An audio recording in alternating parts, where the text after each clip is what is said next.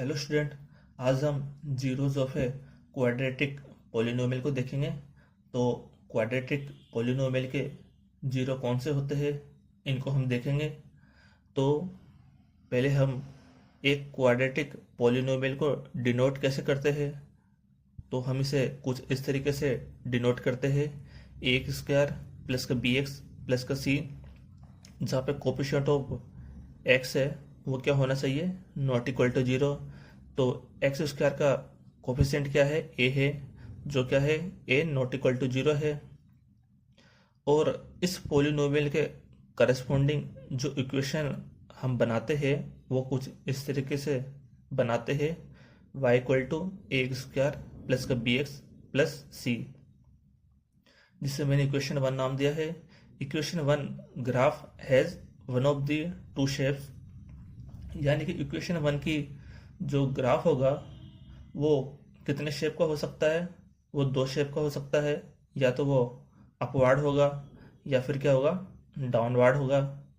तो इसी को मैंने किस में लिखा है, थ्योरी में लिखा है कि equation one graph has one of the to shape either open upward like, जैसे मैंने लिखा है अपवार्ड, और ओपन डाउनवर्ड, यानी कि जो नीचे की तरफ होगा कुछ इस तरीके से, like depending on A greater than zero और ए लेस देन जीरो।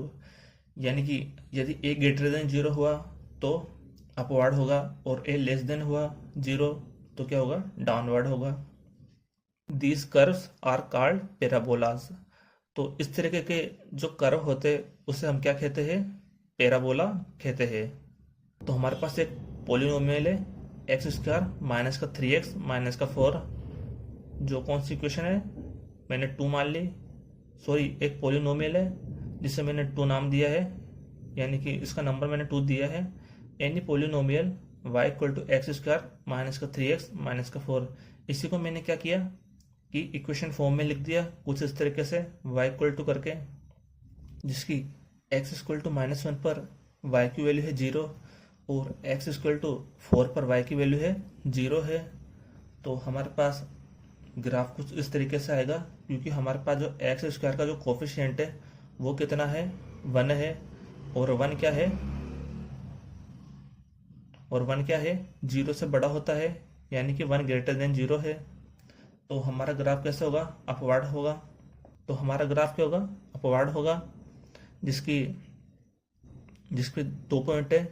कौन कौन से पॉइंट है, यानी कि जो हमारा पॉइंट ए है, जिसका मैंने मान लिया ए पॉइंट है हमारा, जिसके कोऑर्डिनेट है 4,0, और एक कोऑर्डिनेट है -1,0, जो किसके है, बी के है। बी पॉइंट है जिसके कोऑर्डिनेट क्या है, -1,0 है। तो हम देख सकते हैं कि जो हमारे पास इस इक्वेशन का ग्राफ आया है, जो एक्स एक्सिस को कितने पॉइंट पे इंटरसेक्ट कर रहा है, 2 पॉइंट पे इंटरसेक्ट कर रहा है। कौन कौन से पे, एक तो -1 पे कर रहा है, एक्स कोऑर्डिनेट के -1 पे कर रहा है, और एक 4 है एक्स कोऑर्डिनेट। तो बिंदु के पॉइंट कौन कौन से है, ए और बी पर क्या कर रहा है, इंटरसेक्ट कर रहा है।